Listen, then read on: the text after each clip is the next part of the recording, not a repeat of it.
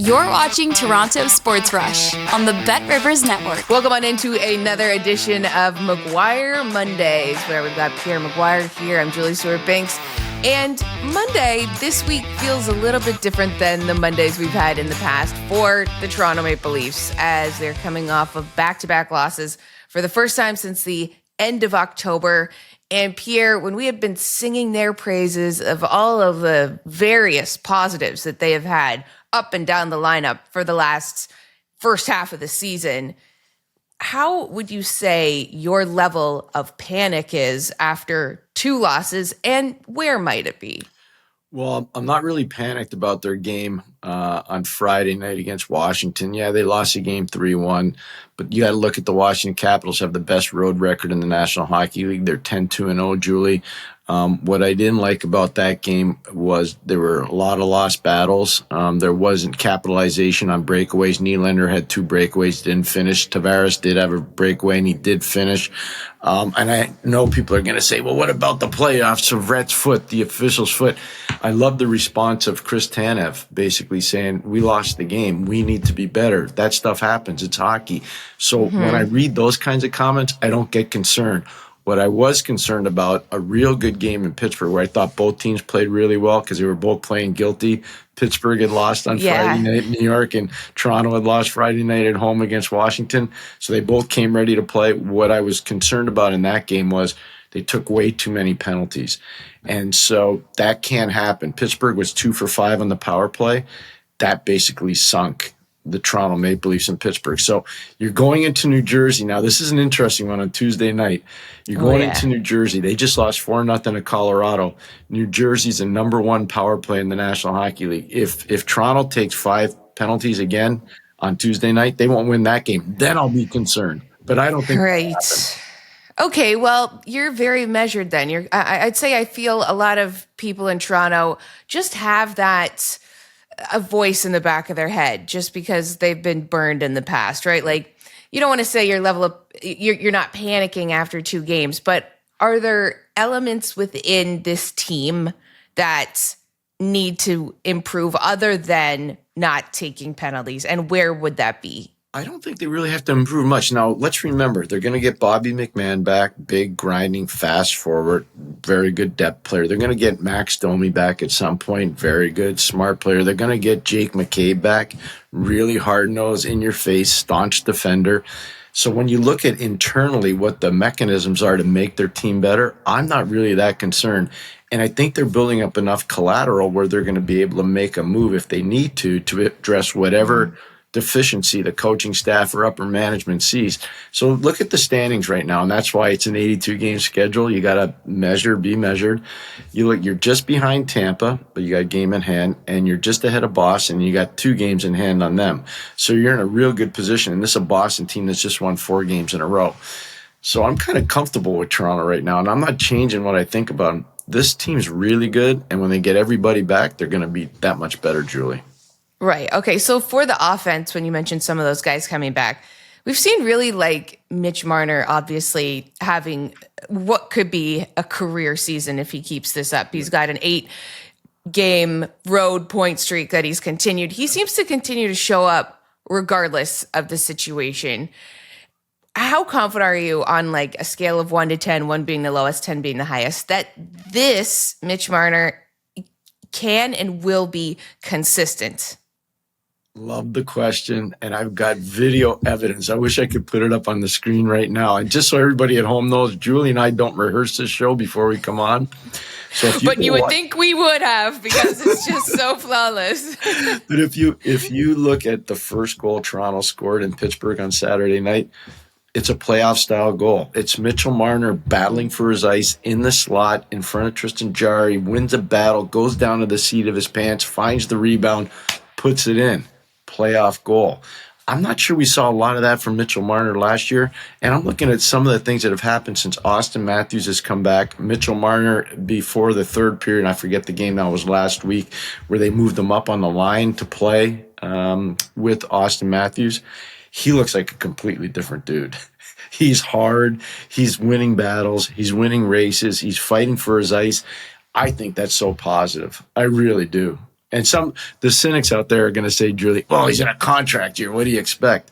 Yeah. Okay, I'll cede to that. But I'll also say, from having been in this league for 35 years, guys get mature at different times. And I think athletically and mentally, he's getting real mature. And I think that's real positive for him.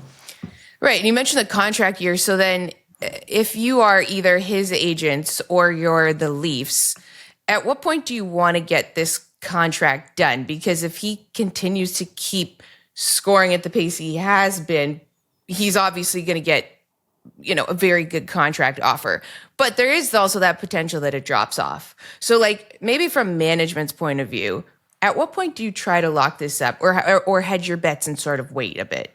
I don't think I'd ever hedge my bets. I think the most important thing in a negotiation, I've been through this numerous times, whether it was earlier in my career, just on my last recent stop in Ottawa, if you don't have levels of communication going all the time, chances are it's not going to be a very good negotiation because you haven't built up a trust on either side. So I think you probably, and we don't read about it, which is actually good, there's probably been continuing discussion between Marner's representatives and obviously upper management of the Leafs. And I don't know the infrastructure in terms of their negotiation. Is it just Brad Treliving? Is it also Brendan Shanahan? Is Keith Pelley involved in these negotiations? So I don't know what the chain of command is in terms of contract negotiations in Toronto. But I would say, Julie, if they're not in constant contact at least once a week or twice a week, then I think there's probably a problem in terms of the negotiation process, and maybe he doesn't stay there. But I personally think he will stay there. I do too. I think even just like the fact that he wants to be there too has a huge effect. Okay, on the idea, I'm going to come back to Leafs in a second, but we talked about contract negotiations. Igor Shesterkin from the New York Rangers, a massive deal, 8 years. What is it, 11.5 a year? Yeah. What do you think about that? Is that a good deal for an NHL team? They better hope the team around him stays relevant, because you can have the best goal in the world, and if the team's not relevant, that's going to be a problem. And we saw what happened last week with the Jacob Trouba move, and I got to think mentally and physically that team's worn out right now. They're tired, and you didn't see it Friday against Pittsburgh, but you definitely saw it Sunday against Seattle when they had a 3-1 lead and it looked like they were cruising. And then all of a sudden, Julie, that thing just went boom, role reversal in a hurry. And it looked to me like it was a team that's just like, what's our identity? What are we doing? Do we trust what's going on with the decision making? Who's next to go out? That was really scary to watch. I was sitting on my couch. Usually I'm in my office watching games, but it was a Sunday and I was kind of tired. So I was watching from my couch and I was like, oh man, that doesn't seem right. And I've known Laviolette a long time. I'll give you how long I've known him. I was coaching a Division II team, Babson College, and Peter Laviolette was playing at Westfield State College. So that's back in the mid-1980s. So I've known him a long time. And he was a heck of a player, by the way. He was a really good player. That was not like a Peter Laviolette coach team yesterday. Mm-hmm. It's almost like he's tired too. And they're going to have to find a way to reel it in there. But in terms of Shesterkin, if the team's not relevant around him, I don't care how much they're paying the guy. He can't score. Do you know what I mean? He's got to stop pucking. He can't score too. So if they're not scoring, I don't know what happens there. I don't. Right. It's kind of like Henrik Lundqvist in a way. Like he was so fantastic, but it didn't mean they win a Stanley Cup with him there. But it's just with goalies, you wonder, like, he'll be 37 when this ends. That's not that old. I'm 37. I'm obviously not an NHL goalie yet, but it is something you think about. Especially he's had a bit of a, kind of up and down start in a way, but the team is it feels like it's imploding in a weird way. It feels like, as you mentioned, like the guys maybe in the room aren't really necessarily sure what's going on. The Trouba trade rattled me as someone that covers the team and I'm there all the time. Thought something would happen after Drury sent out that memo. I think that felt inevitable when you put these players' names out there in a way, and everything that happened with Trouba in the summer. But I'd be curious what the ripple effect of that incident would be with other teams. If you're a general manager of another team or coach or part of a front office, how would you interpret what happened with the Rangers? That they've gone full mercenary. It's not so much about loyalty. It's about, we got to win. We got a small window to win, and you maybe can hold them up. they're so urgent to win in New York right now. That's really apparent because they wanted to open up the cap space that they're prepared to do. They might undervalue a prospect. They might undervalue an established NHL player. So I'd be knocking on their door, quite frankly. If I were another management group, I'd say, hey, tell me. And I'm not going to mention players' names because I don't think that's really responsible when you're an analyst, unless you know for sure that the player's being traded. But I might knock on the door about some of their prospects, and they've got some prospects that are really good. They're A-level prospects, as you know. You're around their team. So then what you mentioned Laviolette, like how much of when a team is not doing well falls on the coach's shoulders? You know what's amazing to me? I think they're one of the best prepared teams in the league. Like I know their staff unbelievably well, whether it's Danny Muse, whether it's Phil Housley, whether it's Michael Pekka, obviously Peter. And when you watch, for instance, last year, the New York Rangers with Michael Pekka there, they were the most improved team in the league in faceoffs. I think they went from 15th in the league to 3rd in the league. It was unbelievable. With Trocheck, too, as we mentioned. Vinny made a big 100%. He made a big difference. I'm watching Filipino the other day or yesterday, just like you're watching Filipino. It looks like he's prepared to get his game to another level, too. So I think that's a reflection on the coaches, Julie, quite frankly. I don't think it's just the player. I think the coaches have helped that player a lot. So I actually think their coaching staff's doing a good job, and I think they're prepared. I just think there's a mental fatigue, and there's almost a question of, are they loyal? Are we loyal here? Are we standing up for one another? And one of the things that, and this is the last thing I'll say about the Trouba stuff, unless you want me to keep going, I was surprised that he was named captain. Not because I don't think he's a good leader, not that I don't think he's a good person, because I think he's a good leader and a good person, but he wasn't a Ranger. He wasn't Chris Kreider. And I've known Chris Kreider since he's a kid playing at Andover Academy, before he went to Boston College. I'll never forget his performance at the 2010 World Junior in Saskatoon and Regina, where the Americans won on the John Carlson golden goal. And Kreider really stood out in that World Junior. So you get to know these guys over a long period of time. I was really surprised that Chris wasn't named captain of that team. I was really surprised. I will say, like, to push back on that, I mentioned on TV once that I thought I called Chris Kreider a de facto captain, and I had someone message me saying he's not. And they're like, he's not the captain in this room. That's not the guy in the room. And I thought, oh, wow, I would have thought, what you said and the fact that he's been there since the beginning, like back in the early. He was there with Tortorella. Yeah, he's been there. He's seen some stuff. Yeah, I would say that. But he does feel now when we talk to him, especially after going through all this, he does feel like the captain when he was talking to the media the other day, just saying like, well, we in the room have to figure out how we're going to get out of this. Like there was certain, when you listen to players and especially coaches, there's like little Easter eggs that they put out there when you think they're just giving you maybe a standard answer, which they usually are.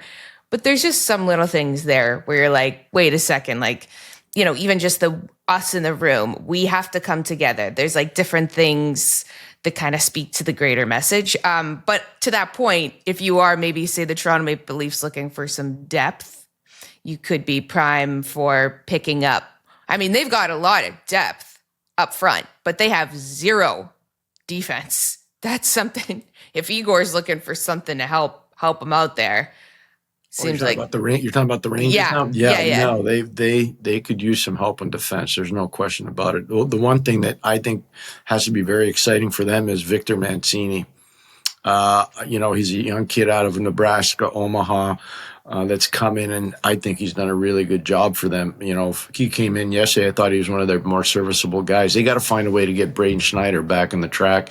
They got to find a way to get Keandre Miller back on the track. But if I'm them and I want to make a deal, I'm looking to augment my defense. And there's something missing there in terms of physicality. I don't know if you agree with me or not because you're around the team. I watch all their games, but you're around them more. They used to have almost an imposing image sometimes just because it's New York, it's MSG, it's an intimidating place. I don't feel like Seattle was intimidated by them at all yesterday. And I don't even think Pittsburgh was intimidated at all on Friday night against them. That's something. I 100% agree with that. They're going to have to figure that out. Zero intimidation factor. Yeah, they got to figure that out as a group. They really do. Yeah. And also, just a note on that Seattle game, I posted about it, but my buddy was the emergency backup for Seattle. Oh, was he the goalie from Alaska? Yeah. That's great. Yeah. That's awesome. Michael Mattias. And I was just watching the game and I heard his name and I was like, what? Like, because he was called in the morning, like he was, his wife just had a baby and he was out, I guess, grocery shopping or something, got the call and just like went. Yeah. I'm glad he got in the game too at the end there, which is like, it's so cool that, he couldn't be an E-bug because they signed him to an amateur, an ATO, an amateur tryout. So I thought that was really cool. The whole thing. And he looked composed. He looked calm, cool, and collected. And if you go back at the beginning of the game, Philip Hedl had a flyby in front of the crease, and he hit Philip Grubauer right in the head. I know. And I'm like, uh-oh. That's exactly my thought too. I was thinking, oh my gosh, she must be sitting on the bench just like either so excited that at the prospect of potentially playing an NHL game, or just like, oh my god, please don't, I don't want to come in here at Madison Square Garden. But going back to the Leafs and the fact that they're going to be coming to the tri-state area against the Devils, who have been, they have such incredible high flying offense. We see, I mean, Jack Hughes is just a highlight reel, but not even that. Just like Jesper Bratt and like Nico Hischier and Luke Hughes, and they have Dougie Hamilton. They can find offense from so many different ways.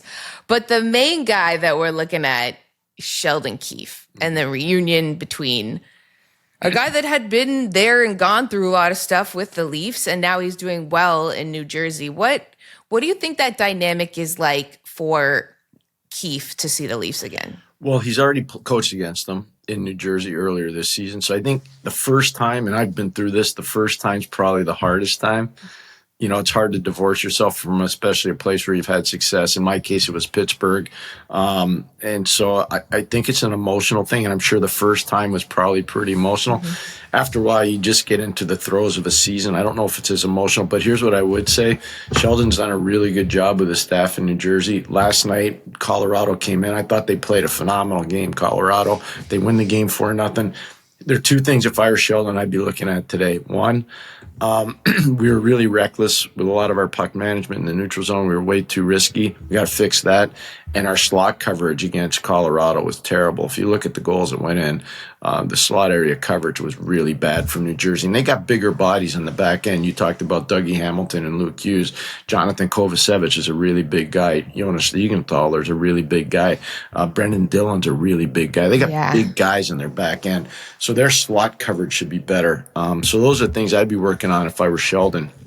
But I think whenever you're let go by a team, you always want to come back and prove them wrong. You want to say, yeah, even though you say the right things in the media, inside, you still say, I'm going to prove you wrong. So then when you are a coach like that knows so much about these players from Toronto, a lot of the top guys, how much do you rely on or use your knowledge of working with them versus just watching video of them from the last couple games? I think individually you pay attention to a lot of guys. You can say, I'll use a case in point. Let's say player A can't turn to his right, and he's a defenseman. You tell your forwards that, or you say, hey, this is what this guy does. This is what Tavares does on faceoffs. This is what, and I know he's not playing, this is what David Camp does on faceoffs. So there are different little idiosyncrasies you can expose. Maybe let's say you got a goalie. I'll give you an example. When I coach in Pittsburgh, Tommy Barrasso was our goalie. Tommy would go back and handle a puck, and he was a left shot. He'd always throw the puck up the left boards. So you tell your players, shoot it in, let them handle it, and we'll overload our right side, their left side. Those are those little things where you have a sense of familiarity that you can use.